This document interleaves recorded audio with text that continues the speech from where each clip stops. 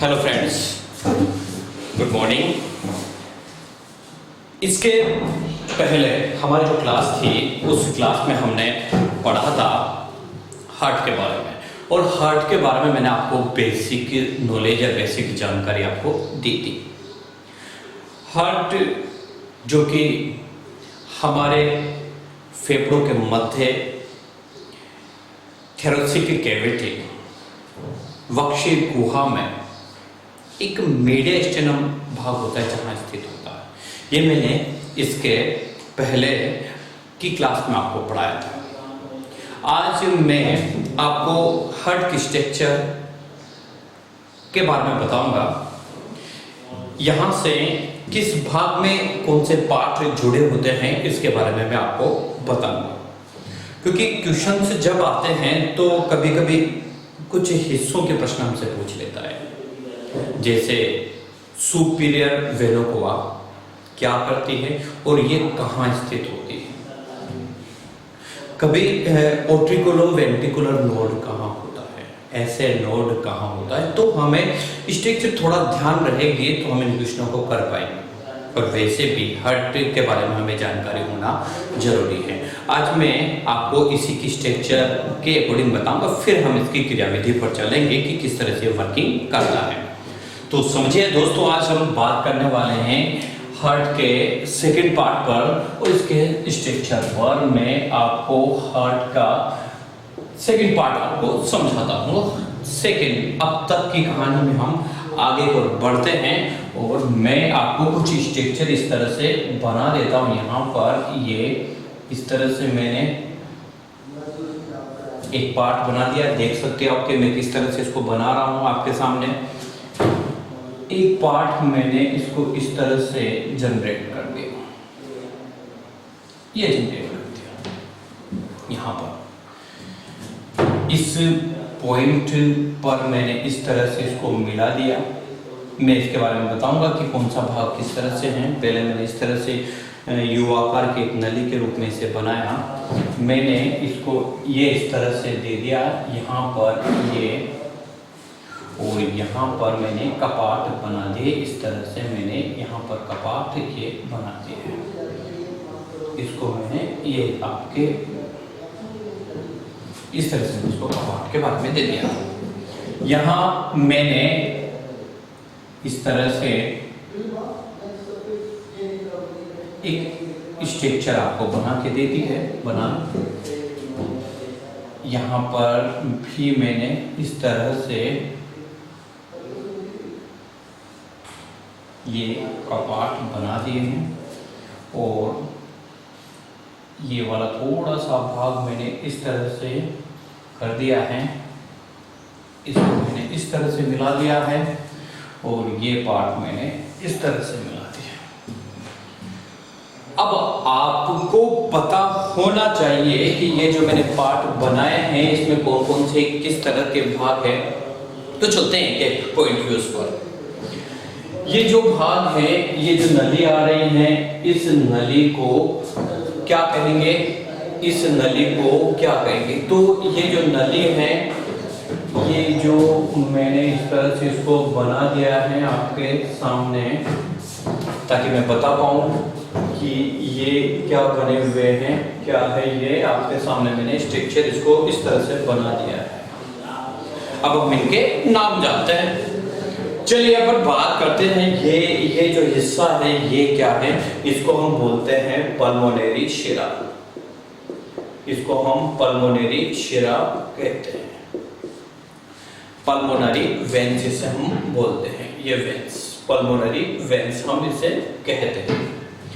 और यहां से इस पल्मोनरी शिरा के द्वारा, वैसे तो शिरा और धमनी, आर्टरीज और वेंस की बात हम कर रहे हैं, तो धमनियां शुद्ध रुधिर लेकर आती है हृदय से और शरीर के विभिन्न अंगों तक पहुंच जाती है। इसके बारे में भी हम जानेंगे। और शिराएं जो होती हैं वह अशुद्ध रुधिर लेकर आती है, कहां तक पहुंचाती हैं, फेफड़ों तक, और फिर इसे लंग्स के द्वारा, फेफड़ों के द्वारा इसे बाहर कर दिया जाता है। लेकिन पल्मोनरी जो शिरा होती है, ये पल्मोनरी शिरा, अब मैं शिरा की बात नहीं कर रहा हूं दोस्तों, मैं पल्मोनरी शिरा की बात कर रहा हूं। तो पल्मोनरी शिरा में क्या शुद्ध रुधिर बहेगा या अशुद्ध? तो ध्यान रखिए दोस्तों, पल्मोनरी शिरा में अशुद्ध बहता है, लेकिन पल्मोनरी शिरा में बहता है शुद्ध रुधिर। क्या बहता है दोस्तों?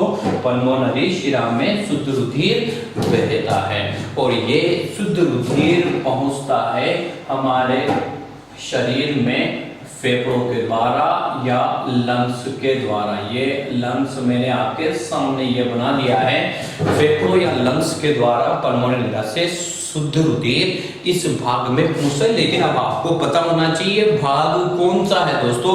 तो मैंने ये जो आपके सामने पार्ट जो बनाया है इसको मैंने कहा है राइट एट्रिया और इसको मैंने कहा है लेफ्ट एट्रिया। एट्रिया का मतलब तो जानते होंगे, एट्रिया का मतलब होता है आलिंद और इसको मैंने नीचे वाले को मैंने कहा है राइट वेंट्रिकल और इसको मैंने कहा है लेफ्ट वेंट्रिकल। मतलब लेकिन हम दोस्तों एक बात हमें याद रहना जरूरी है, जब हम किसी का हृदय के अध्ययन करता है तो लेफ्ट वाला राइट और राइट वाला लेफ्ट माना जाता है, ये बड़ा ध्यान रखने योग्य बात है। तो इसको मैंने आपके सामने लिख दिया है बायां आलिंद और इसको मैंने लिख दिया है बायां नीले। इसको मैंने लिख दिया है दायां आलिंद और इसको मैंने लिख दिया है दायां नीले। यानी कि दोस्तों एक बात हमें पता हुआ कि हमारा जो हार्ट है वो 4 भागों में बटा होता है। कितने भागों में बटा होता है? 4 भागों में बटा होता है, जिसमें 2 आलिंद होते हैं और 2 नीले होते हैं। याद रखना दोस्तों, बाएं भाग में शुद्ध रुधिर का प्रवाह होता है, बाएं भाग में शुद्ध रुधिर का प्रवाह होता है और दाहिने भाग में अशुद्ध रुधिर का प्रवाह होता है। ये शुद्ध रुधिर का प्रवाह, मैंने शुद्ध रुधिर का प्रवाह और इधर का जो भाग है इसमें अशुद्ध रुधिर का प्रवाह होता है। ये अशुद्ध रुधिर का प्रवाह होता है। चलिए अपन ने 4 भाग इसके लिख लिए हैं, यानी कि फेफड़ों या लंग्स से पल्मोनरी शिरा रुधिर लेकर आती है बाएं आलिंद में। ये बायां आलिंद मैंने लिख दिया है। अब फेफड़ों तक ये शुद्ध रुधिर कैसे होता है? तो एक इसके पहले हम रेस्पिरेटरी सिस्टम में जानेंगे, श्वसन के बारे में नेक्स्ट यूनिट्स के अकॉर्डिंग हम पढ़ेंगे। तो उसमें एलोवेलाई, रक्त में हमारे फेफड़ों के अंदर एलोवेलाई एक भाग होता है जहां से रक्त वाहिनियां फेफड़ों तक ऑक्सीजन को पहुंचाती है और ऑक्सीजन जनरेटिंग ब्लड ही शुद्ध होता है। और अगर जिसमें ऑक्सीजन की मात्रा कम हो जाती है, नहीं रहती है, तो फिर वो हम डीऑक्सीजनेट ब्लड मानते हैं, अशुद्ध रुधिर मानते हैं। तो इन फेफड़ों में ये मैंने एलोवेलाई और ये एलोवेलाई से रक्त वाहिनियां तो हमारे रेस्पिरेटरी सिस्टम के अकॉर्डिंग हम फेफड़ों में एलोवेलाई जो भाग है वहां से ये शुद्ध ऑक्सीजन आता है। शुद्ध रुधिर का मतलब होता है O2 जनित रुधिर। कौन सा जनित? O2 जनित रुधिर की हम बात करते हैं दोस्तों। तो हमने देखा कि यहाँ तक के रुधिर कार्य प्रणाली में किस तरह से पहुंचता है ये भी मैं बताऊंगा। चलिए अब आप यहाँ पर मैंने यहाँ पर आपको बता रखा है, ये क्या बना रखे हैं, यहाँ पर मैंने क्या बनाया है, तो इसे हम बोलते हैं द्विबलन कपाट। इसको हम बोलते हैं द्विबलन कपाट। ये द्विबलन कपाट, इसे इंग्लिश में कहा जाता है बाई स्पुट कपाट। ये बाई क्यूपिड कपाट, क्यूपिड सेप्टम या कपाट, सेप्टम बाईस क्यूपिड सेप्टम। इसे मिट्रल कपाट के नाम से भी जाना जाता है दोस्तों, मिट्रल कपाट। तो आपसे पूछ लिया जाएगा कि द्विबलन कपाट और मिट्रल कपाट कहाँ होता है, तो आप डायग्राम देखकर बता सकते हो कि बाएं आलिंद और बाएं नीले के बीच में जो कपाट होते हैं उसे द्विबलन कपाट कहा जाता है या मिट्रल कपाट कहा जाता है। बाइस्क्यूपिड सेप्टम वाल्व इसे कहा जाता है। तो मैंने बताया आपको कि द्विबलन कपाट कहाँ होते हैं जिसको, या मिट्रल कपाट कहाँ होते हैं दोस्तों, तो आप जान चुके हो कि ये इस जगह पर होते हैं। यहां से ये जो एरिया होता है ये बायां नीले का एरिया होता है। अब देखिए आप दोस्तों, थोड़ा सा एक बात आपको नजर आ रहा होगा कि थोड़ा ये इधर झुका हुआ है, थोड़ा ये वाला इधर झुका हुआ है। तो ये बायां आलिंद जो होता है दोस्तों ये होता है छोटा, और क्योंकि ये उधर झुक गया थोड़ा सा, तो ये जो दायां आलिंद होता है ये थोड़ा होता है बड़ा वाला भाग। ये छोटा होता है और ये बड़ा होता है, क्योंकि थोड़ा सा लेफ्ट में इधर जा रहा है तो ये इसकी साइड बढ़ गई ना दोस्तों। तो बाकी ये जो एरिया है ये वाला, अब देखिए आप, ये इधर आ रहा है तो ये तो हुआ बड़ा, और ये कौन सा हुआ दोस्तों, छोटा। अब आप थोड़ा सा एक बात हम जानते हैं कि ये इस तरह से कुछ भागों में दाएं और बाएं भाग में, लेफ्ट और राइट भाग में बटे हुए हैं। तो इन दोनों आलिंदों के बीच का जो अंतर होता है, इन दोनों भागों में बटा हुआ होता है, तो इसे बोलते हैं अंतर आलिंद पट। इसको मैं कह सकता हूं आपके सामने, ये अंतर आलिंद पट, इट मीन्स इंटर एट्रिकल नोड या सेप्टम, इंटर एट्रिकल नोड।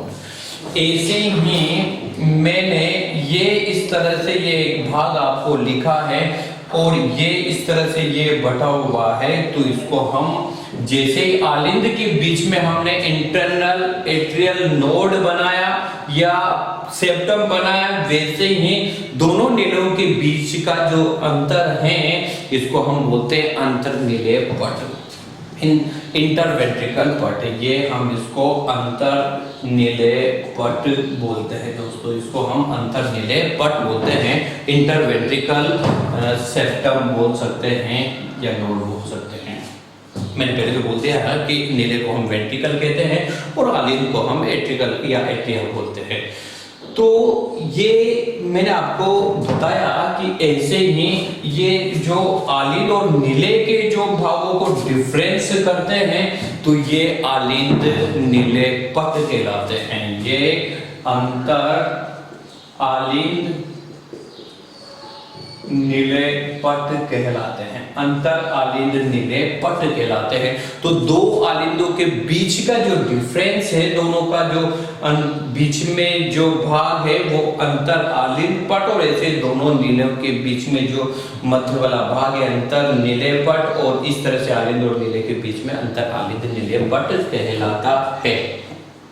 अब यहाँ से ये जो आपके पास में मैंने नली आपके पास में ये जो बना रही है इसको बोलते हैं एओर्टा, इसको बोलते हैं एओर्टा, ये एओर्टा, और ये शरीर के प्रत्येक भागों तक रुधिर को पहुंचाती है, इसलिए एओर्टा वाला भाग सबसे बड़ी धमनी मानी जाती है। सबसे बड़ी धमनी एओर्टा, यानी कि सब एओर्टा वाला जो भाग है सबसे बड़ी महाधमनी जिसे कहा जाता है, सबसे बड़ी महाधमनी।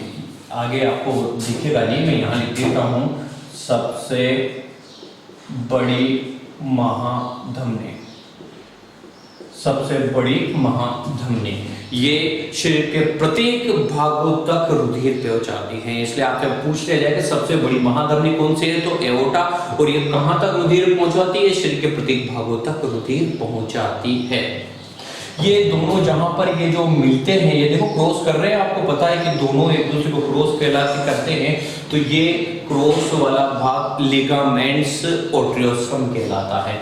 इसे हम बोल सकते हैं लिगामेंट्स ओट्रियोसम, इसको मैं बोल सकता हूँ लिगामेंट्स ओट्रियोसम, जहाँ पर ये ओट्रियोसम, लिगामेंट्स ओट्रियोसम से लिगामेंट्स ओट्रियोसम इसे हम बोलते हैं। अब यहां से मैं आगे की ओर बढ़ूं आपके सामने, तो फिर ये इस तरह से 3 आपको नलियां दिखाई दे रही होंगी, तो ये हैं SVC। अब SVC क्या मतलब, SVC का मतलब क्या है, तो SVC का मतलब होता है superior vena cava. Superior vena cava क्या बोला है, मैं यहां लिख देता हूं, ये superior vena cava, vena cava, superior vena cava. और ये जो सुपीरियर वेना कावा को इंग्लिश में सुपीरियर वेना कावा कहते हैं और हिंदी में से अग्र महाशिरा भी कहा जाता है। इसे क्या कहा जाता है, अग्र महाशिरा। तो आप कंफ्यूज होने की जरूरत नहीं है, इसे हम हिंदी में अग्र महाशिरा भी कहते हैं दोस्तों। ये जो शिरा है इसको हम बोलते हैं पश्च शिरा, पश्च शिरा, पश्च शिरा। और इसे हम कहते हैं, इसे हम कहते हैं, क्या कहते हैं पश्च शिरा को, इंफीरियर वेना कावा। तो आप इंफीरियर वेना कावा इसे बोलते हैं, vena cava, inferior vena cava. अब मैंने आपको बता दिया कि सुपीरियर वेना कावा और इंफीरियर वेना कावा में डिफरेंस क्या है, क्यों, क्या अंतर है। तो दोस्तों यहां से क्वेश्चन बनना शुरू है, और क्या क्वेश्चन बनते देखिए कि सुपीरियर वेना कावा कंधे से ऊपरी भाग से अशुद्ध रुधिर को ग्रहण कर यहां इस दाएं आलिंद तक पहुंचाती है। मैंने पहले भी बोल दिया कि दाएं भाग में हमेशा अशुद्ध रुधिर का प्रवाह होता है। और इंफीरियर वेना कावा जो हैं ये कंधे से नीचे के भाग से अशुद्ध रुधिर को ग्रहण करके यहां तक पहुंचाते हैं, लेकिन हृदय की भित्तियों से अशुद्ध रुधिर को ग्रहण कर पहुंचाती हैं कोरोनरी साइनस। तो ये वाला जो भाग है इसे हम कहते हैं कोरोनरी साइनस, कोरोनरी साइनस। मैं इनको लिखा दूंगा अभी, कोरोनरी साइनस। तो 3 प्रश्न आपके बन गए कि हृदय की भित्तियों से अशुद्ध रुधिर को जो लेकर आती है वो कौन है दोस्तों, कोरोनरी साइनस। और कंधे से ऊपरी भाग को जो अशुद्ध रुधिर को लेकर आती है वो सुपीरियर वेना कावा है, और जबकि कंधे से निचले वाले भाग से अशुद्ध रुधिर को ग्रहण करते फिर लेकर आते वो इंफीरियर वेना कावा है। तो ये तीनों नलियां ये, अब आप इसी भाग सुपीरियर वेना कावा के जस्ट में एक इस भाग पर एक नोड होता है जिसको बोलते हैं SA नोड। क्या बोलते हैं दोस्तों इसे बोलते हैं SA नोड, ये SA नोड। इंग्लिश में इसे कहा जाता है sino auricular node, sino auricular node. ये इसको मैं फेस मेकर के नाम से भी जानता हूं दोस्तों, फेस मेकर के नाम से भी जानता हूं मैं इसे। ऐसे नोड को ही पेस मेकर कहा जाता है, और ये पेस मेकर हृदय की धड़कन का नियंत्रण करता है। ऐसे नोड या पेस मेकर क्या करता है, तो ऐसे नोड और पेस मेकर हृदय की धड़कन का नियंत्रण करता है दोस्तों। तो यानी कि ये अगर ऐसे नोड नहीं होगा तो हृदय की धड़कन जो आप 1 मिनट में 72 बार प्रति मिनट या 72 बार प्रति मिनट की बात हम करते हैं। इसके पहले मैंने आपको बताया भी था कि किसमें कितनी हृदय की धड़कन होती है, फिर मैं आपको बता देता हूं कि किसमें कितनी हृदय की धड़कन होती है। एक नवजात शिशु में 140 से 160 बार हृदय की हम धड़कन प्रति मिनट हृदय फिक्सली बात करें तो 144 अकॉर्डिंग हम मानते हैं। 10 वर्षीय बालक में लगभग 90 बार या 100 बार हम हृदय की धड़कन मानते हैं। एक वयस्क में 72 बार प्रति मिनट, जबकि पुरुष की भी हम बात करें तो 72 बार प्रति मिनट, और इसके साथ ही महिला में हृदय की धड़कन 78 से 82 बार प्रति मिनट होती हैं, जबकि वृद्ध होने पर यह हृदय की धड़कन 66 से लेकर 70 बार प्रति मिनट तक होती है हृदय की धड़कन। तो मैंने आपको ये इस तरह से बताया, ये साइनो ऑरिकुलर नोड या पेसमेकर होता है। इस वाले भाग पर जस्ट मैं इसके नजदीक एक और नोड की बात करने वाला हूं, जो धड़कन में एक यहां से साइनो ऑरिकुलर नोड से ओट्रियोवेंट्रिकुलर नोड तक एक सक्रिय विभव होता है। यह सक्रिय विभव ही हृदय की धड़कन या हृदय चक्र कहलाता है। तो मैं बात कर रहा हूं यहां पर जिसको हमने जिसको हम ओट्रिकुलो वेंट्रिकल नोड कहा है। ओट्रिकुलो वेंट्रिकल नोड मैंने इसे कहा है। वेंट्रिकल नोड मैंने कहा है। ये जस्ट लेफ्ट वाले भाग के पास में होता है और ये इस जगह पर होता है। तो एवी भी कहाँ होता है? दाएं आलिंद में। ऐसे भी कहाँ होता है? दाएं आलिंद में। सुपीरियर वेनो कवा भी कहाँ होती है? दाएं आलिंद में। कोरोनरी साइनस भी कहाँ होती है? तो फिर आपको पता है दाएं आलिंद में। इंफीरियर वेनो कहाँ होती है? तो ये दाएं आलिंद में। लेकिन ये जो मैंने आपको बना रखा है ये वाला कौन सी? तो ये वाली इस नली को दोस्तों हम कह सकते हैं क्या? इसे हम कहते हैं पल्मोनरी धमनी। इसे हम क्या कहते हैं? पल्मोनरी धमनी। ये पल्मोनरी धमनी इसे हम बोलते हैं। क्या दोस्तों बोलते हैं इसे? अब मैंने कहा था आपसे क्या कि पल्मोनरी शिरा में तो शुद्ध रुधिर, O2 जनित रुधिर बहता है और धमनी में, अब धमनी में शुद्ध रुधिर बहता है। लेकिन यहाँ पर पल्मोनरी, जिसे हम फुफ्फुसे भी मान सकते हैं, पल्मोनरी धमनी में कौन सा रुधिर दोस्तों? दायां भाग है। अब सोच लीजिए कि कौन सा रुधिर बहेगा। जी, इसमें अशुद्ध रुधिर बहता है। कौन सा रुधिर बहता है? इसमें अशुद्ध रुधिर बहता है। और ये अशुद्ध रुधिर, ये जो अशुद्ध रुधिर है, ये अशुद्ध रुधिर कहां जाकर? लंग्स में जाकर, फेफड़ों में जाकर वापिस गैसों के विनिमय के द्वारा इनका शुद्धिकरण होता है। ये मैंने आपको बताया था द्विबलन कपाट, मिट्रल कपाट था। और ये जो कपाट मैंने यहाँ पर आपके सामने दोस्तों बनाया है, इसे हम बोलते हैं त्रिबलन कपाट। इसको हम त्रिबलन कपाट कहते हैं दोस्तों। इसे हम क्या, जिसको हम ट्राइस्क्यूपिड वाल्व भी बोलते हैं। ट्राइस्क्यूपिड वाल्व भी हम इसे कह सकते हैं। द्विबलन कपाट, त्रिबलन कपाट, तो ये त्रिबलन कपाट होता है और ये द्विबलन कपाट होता है। और जबकि यहाँ पर ही लगे हुए होते हैं अर्धचंद्राकार कपाट यहाँ, और इस भाग में जिसको हम सेमील्यूनर वाल्व कहते हैं। ये अर्धचंद्राकार कपाट, क्योंकि हृदय की धड़कन में कहते हैं कि हृदय की धड़कन या इसकी जो आवाज आती है वो लब ढब इस तरह की हृदय की आवाज हृदय की आवाज करता है। और जब द्विबलन और त्रिबलन कपाट बंद होते हैं तो लब की ध्वनि सुनाई देती है, और जब अर्धचंद्राकार कपाट बंद होते हैं तो ढब की ध्वनि सुनाई देती है।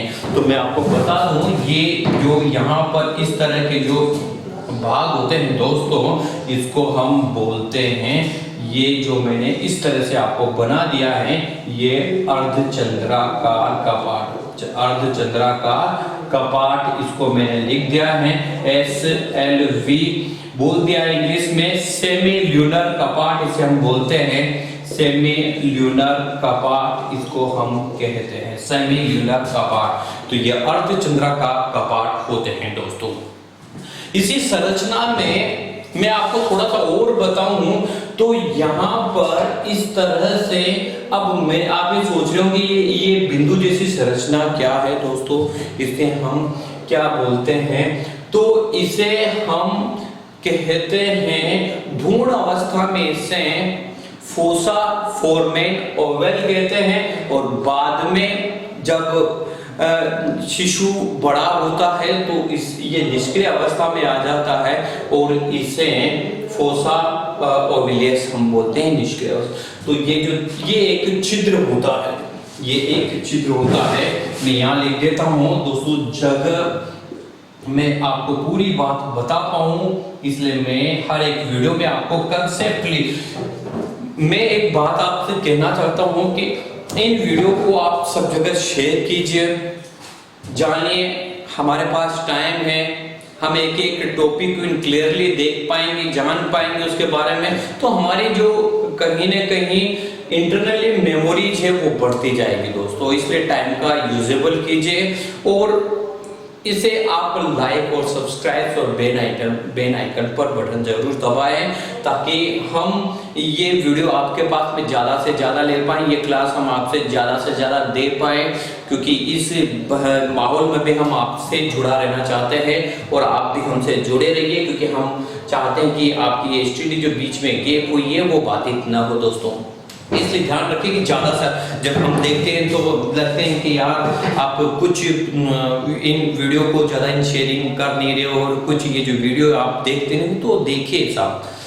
तो चलिए हम बात कर रहे हैं इसी से। तो मैंने एक बार यहाँ पर इसको बताया, और ये जो छिद्र होता है इस छिद्र को भ्रूण अवस्था में कहा जाता है। ये भ्रूण अवस्था में इसे क्या कहा जाता है दोस्तों? भ्रूण अवस्था में इसे फोसा फोरमेन ओवल कहा जाता है। Fossa foramen Oval, fossa foramen. और जब ये बड़ा होता है, शिशु जब बड़ा हो जाता है तो इसको हम बोल सकते हैं ये बड़े होने पर या बाद में ये निष्क्रिय अवस्था में आ जाता है, निष्क्रिय अवस्था में आ जाता है, और इसे हम बोल सकते हैं छिद्र को फोसा ओविलियस, फोसा ओविलियस, ओविलियस, फोसा ओविलियस। इसके बारे में मैं एक भी बात बताऊंगा कि कभी कभी जब बच्चे बड़े होते हैं तो उसके कहते हैं कि इसके हार्ट में एक छेद है, वो छेद होने पर या ब्लू बेबी सिंड्रोम क्या है, तो हम नेक्स्ट क्लास में इसके बारे में बात करेंगे।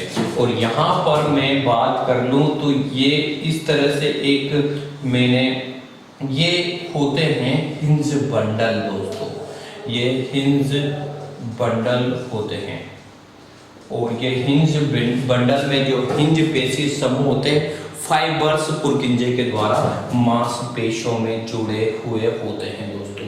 ये इस तरह से मैंने ये मांसपेशियां यहाँ पर बनाई हैं। ये इधर की जो मांसपेशियां होती है ये बड़ी होती है, और ये जो मांसपेशियां ये छोटी होती हैं दोस्तों। तो मैंने आपको बताया आज हार्ट के बारे में। हार्ट के बारे में हमने बहुत कुछ बातें जानी है, थोड़ा सा रिपीट कर देते हैं। क्या हमने जाना है? ये जो हमारा हार्ट है वो 4 भागों में बटा हुआ है। 2 आलिंद होते हैं, 2 नीले होते हैं। बाएं भाग में शुद्ध रुधिर का प्रवाह होता है, दाएं भाग में शुद्ध रुधिर का प्रवाह होता है। पल्मोनरी शिरा फेफड़ों के द्वारा शुद्ध रुधिर को ग्रहण करके बाएं आलिंद तक पहुंचाती हैं, और बाएं आलिंद बाएं नीले के बीच में बाइस्क्यूपिड कपाट होते हैं, वाल्व होते हैं। ऐसे दाएं आलिंद और दाएं नीले के बीच में ट्राइस्क्यूपिड वाल्व होते हैं। और इसी दाएं भाग में सुपीरियर वेनो कोआ, इंफीरियर वेनो कोआ और कोरोनरी साइनस होती है। सुपीरियर वेनो कोआ हृदय के ऊपरी भाग से शुद्ध रुधिर को ग्रहण करती, जबकि इंफीरियर वेनो कोआ हृदय के या कंधे से निचले भाग से शुद्ध रुधिर को ग्रहण करती है, जबकि हृदय की भित्ति से शुद्ध रुधिर को लाने का कार्य करती है कोरोनरी साइनस। कौन सी? कोरोनरी साइनस ये कार्य करती है। इसी के द्वारा हमने देख लिया, जाना है कि कौन सा भाग बड़ा होता है, कौन सा छोटा होता है, क्यों होता है। ये भी मैंने, ये दोनों एक दूसरे की एओर्टा और ये पल्मोनरी जहां धमनी को काटते हैं इसे हम लिगामेंट्स ओट्रियोसम कहते हैं।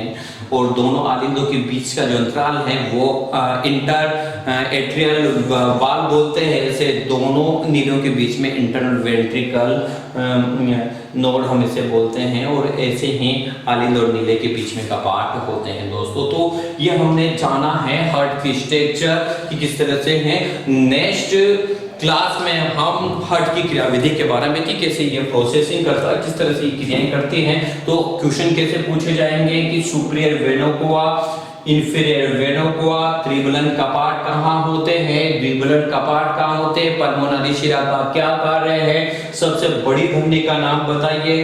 कुछ क्वेश्चन में और बताऊंगा सबसे छोटी धमनी कौन सी है, सबसे बड़ी। तो आपने पता है, आप जानते हो कि सबसे बड़ी धमनी एओर्टा होती है, वैसे ही सबसे छोटी जो धमनी होती है वो फ्रेनिल धमनी होती है। और ये फ्रेनिल धमनी डायफ्राम, ये फ्रेनिल धमनी डायफ्राम तक शुद्ध रुधिर को पहुंचाती है। ऐसे ही हमारे हृदय तक शुद्ध रुधिर को पहुंचाने का कार्य करती है कोरोनरी धमनी। कभी कभी कोरोनरी धमनी में रुधिर का थक्का बन जाता है दोस्तों। और जब रुधिर का थक्का बन जाता है तो हम बोलते हैं कि हार्ट अटैक हो गया साहब। इसको हम क्या बोलते हैं कि हार्ट अटैक हो गया, हृदयाघात हुआ है। ऐसे ही अगर मैं बात करूं सबसे बड़ी शिरा, तो सबसे बड़ी शिरा पश्च महाशिरा होती है और सबसे छोटी शिरा एजोगस होती है। आज के लिए इतना काफी, बाकी हम नेक्स्ट क्लास में आपसे फिर से बात करेंगे। जुड़े रहिए आप हमारे साथ। धन्यवाद।